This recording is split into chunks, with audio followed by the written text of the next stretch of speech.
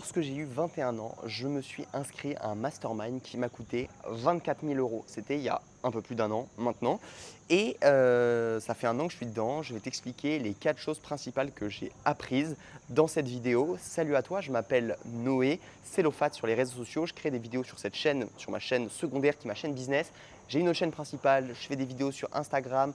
Tu peux t'abonner aussi à ma newsletter, rejoindre mon groupe WhatsApp où on est avec d'autres entrepreneurs. Mais mon business principal, ce n'est pas ça, c'est une chaîne de co-living. On a 5 maisons avec mon associé dans le sud de la France, 34 chambres pour des entrepreneurs. Tu peux rejoindre une maison pour être dans un environnement avec d'autres entrepreneurs qui te tirent vers le haut, être inspiré tous les jours. Bref, c'est trop stylé. Lien en description pour découvrir nos maisons. Aujourd'hui, on ne va pas parler de ça, on va parler d'un mastermind que j'ai rejoint. Déjà, je vais t'en dire plus sur en quoi ça consiste, qu'est-ce que c'est un mastermind et qu'est-ce qu'il y avait dans celui que j'ai rejoint. Et ensuite, je vais te parler des 4 choses que j'ai apprises qui sont selon moi les plus importantes. Donc concrètement, ça dure un an. Pendant un an, on est dans un groupe WhatsApp avec tous les entrepreneurs du mastermind. On est peut-être 60, 70, 80, je ne pourrais pas te dire exactement. Mais voilà, il y a beaucoup de gens dans ce groupe WhatsApp où ça parle un petit peu tous les jours. Donc déjà, ça fait du réseau de cette manière. Il y a ensuite 2 immersions. Pour moi, c'est ça qui a le plus de valeur. 2 immersions de 3 jours. On a fait une à Bruxelles, une à Marrakech, où on est pendant 3 jours. Il y a des conférences, des ateliers, des choses. On échange avec plein de gens. Bref, c'est trop cool.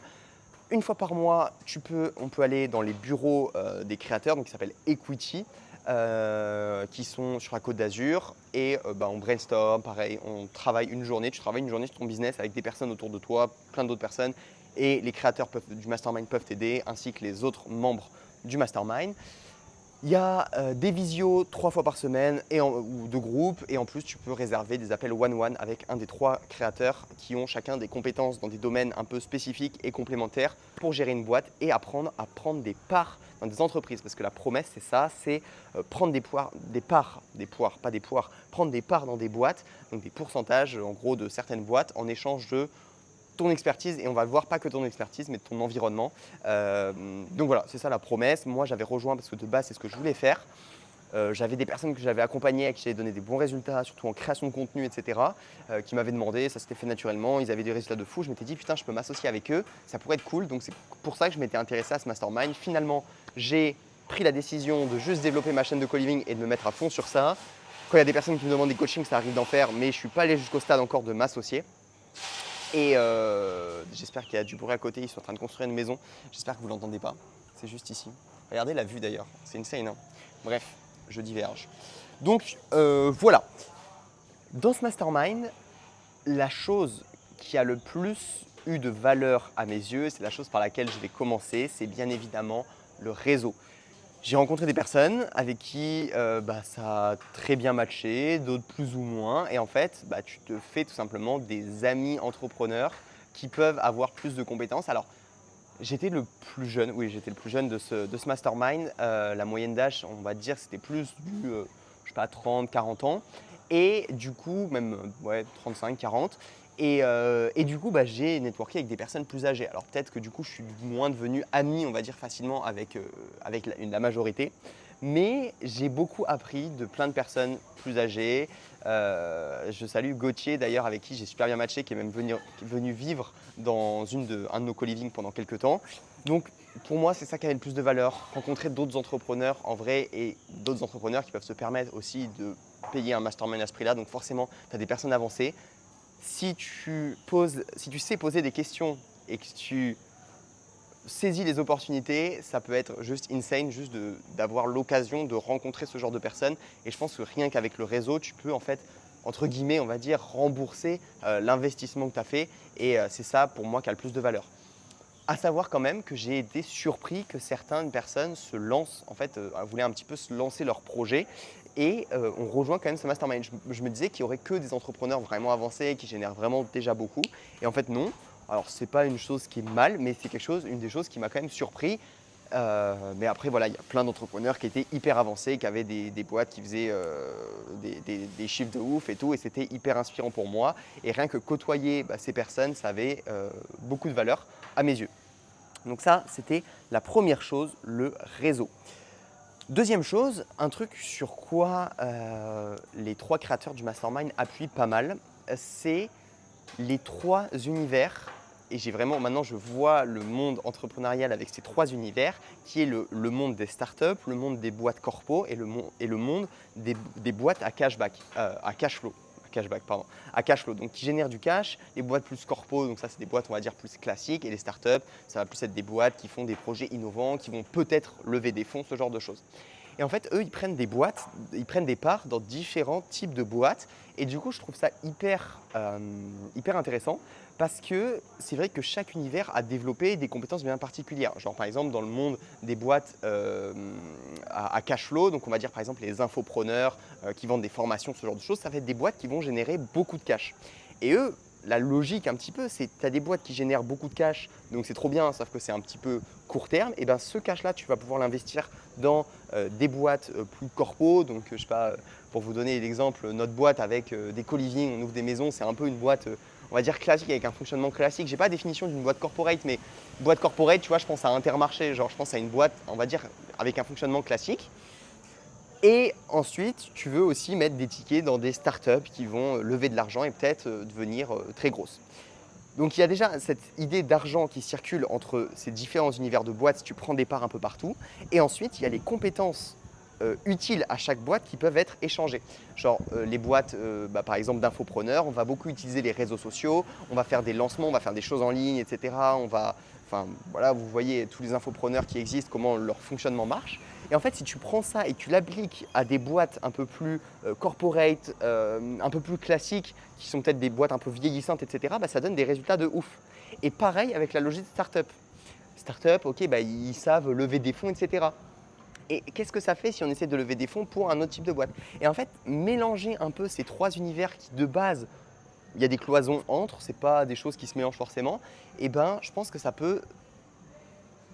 tu peux avoir des meilleures idées en fait sur comment développer ta boîte. Donc ça, c'est un truc qui parle souvent, classifier un petit peu les différents types de boîtes et essayer d'utiliser la logique startup pour ta boîte corpo. Ça peut être stylé parce que tu peux faire X ou Y.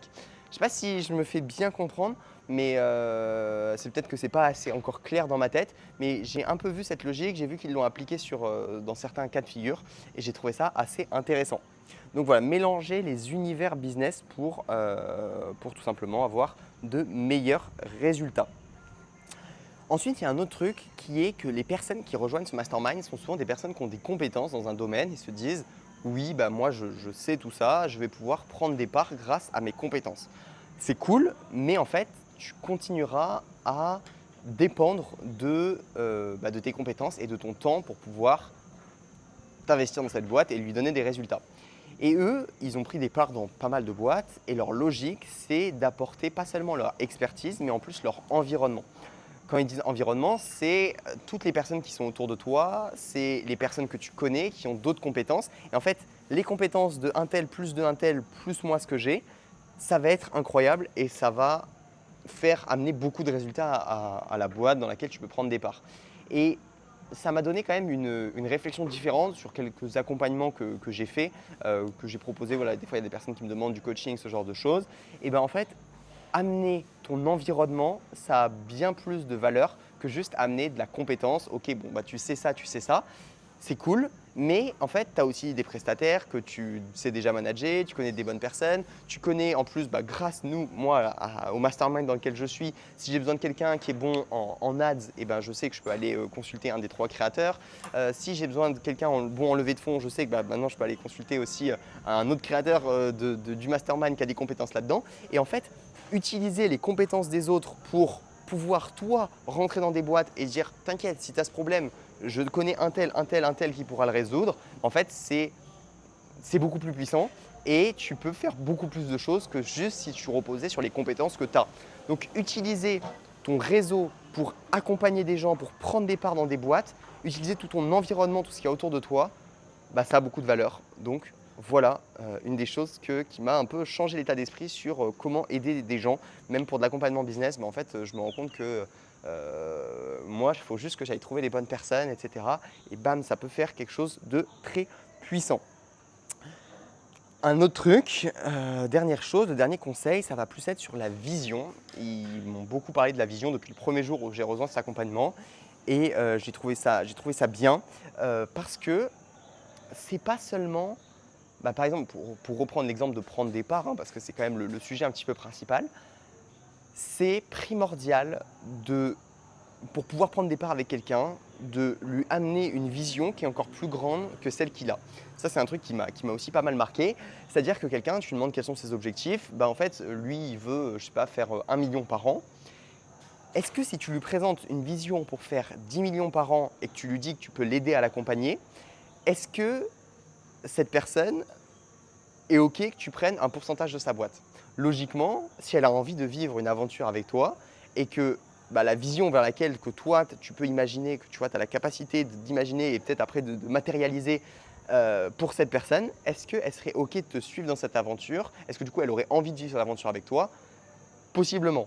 Et donc, la vision prime sur le reste quand tu veux t'associer, quand tu veux aider quelqu'un, parce qu'en fait, l'expliquer que tu peux l'amener plus loin que lui ou lui imaginer, en fait, ça facilite beaucoup ton travail de closing, on va dire, avec la personne.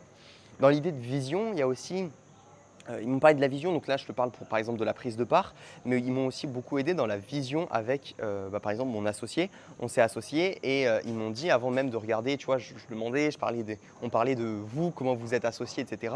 Au début, eux, ils n'avaient pas particulièrement les compétences qu'ils ont actuellement, c'était surtout une aventure humaine. Ils étaient tous les trois potes, ils s'entendaient trop bien, ils buvaient des coups ensemble, ils vivaient des moments cool ensemble. Je dis buvaient des coups parce qu'ils me disent tout le temps cet exemple de on va tout le temps dans le même bar, à chaque fois on se boit une bière, on parle des bons moments, des trucs comme ça. Donc en fait, c'est plus une amitié, tu vois, et avec cette amitié, ils ont construit un truc où, ok les gars, on va aller vers ça. Et c'est ça qui les relie et qui fait que y a un vrai esprit, ça s'appelle d'ailleurs, le mastermind s'appelle Equity Family, il y a un peu un esprit de famille créé par ces trois papas-là qui ont rassemblé tout ce monde-là et qui sont groupés grâce à cette vision qui est un peu le cercle qui relie tout le monde et qui emmène la direction de ce qu'ils font au quotidien. Donc voilà, j'ai trouvé ça plutôt stylé. Toujours dans la prise de part, il y a un truc qu'ils appellent le check feeling. C'est en fait, est-ce que quand tu t'associes avec quelqu'un, parce que du coup le mastermind est beaucoup tourné autour de ça, est-ce que avant même de réfléchir à tout le reste, où est-ce que tu peux emmener la personne, etc., est-ce que le check feeling passe? Est-ce que tu te sens bien avec cette personne? Est-ce que tu pourrais passer 10 heures par jour avec? Est-ce que tu pourrais partir en vacances sans même parler de business? Et ça m'a beaucoup impacté de mes relations en business, enfin mes relations en business avec les personnes avec qui je suis associé ou avec qui je vais m'associer, prendre des parts, etc. Est-ce qu'il y a ce truc de fond avec qui j'ai envie de vivre une aventure humaine? Ils le mettent beaucoup en avant et je trouve que c'est hyper important, plus que tout le reste en fait en business, parce que le business c'est quand même du fun. On est là pour kiffer et pas que faire du cash, mais vivre des trucs cool. C'est un moyen d'expérimenter, de vivre la vie qui est vraiment chouette. Donc voilà, j'ai fait un petit peu le tour. Je pense qu'après cette vidéo, je vais avoir plein d'idées de choses que j'ai pas dit. Je suis pas en train de sortir d'un mastermind avec eux ou quoi. Je sais que c'est à chaque fois quand je sors, j'ai l'impression d'avoir 10 000 idées. Ça, c'est des trucs un peu fondamentaux qui sont restés. J'espère que j'ai été clair, que ça t'a donné des idées, que tu as compris des choses. Bisous, à bientôt. Je vais aller m'entraîner. J'ai entraînement de boxe taille. Ça va être cool. Allez, ciao.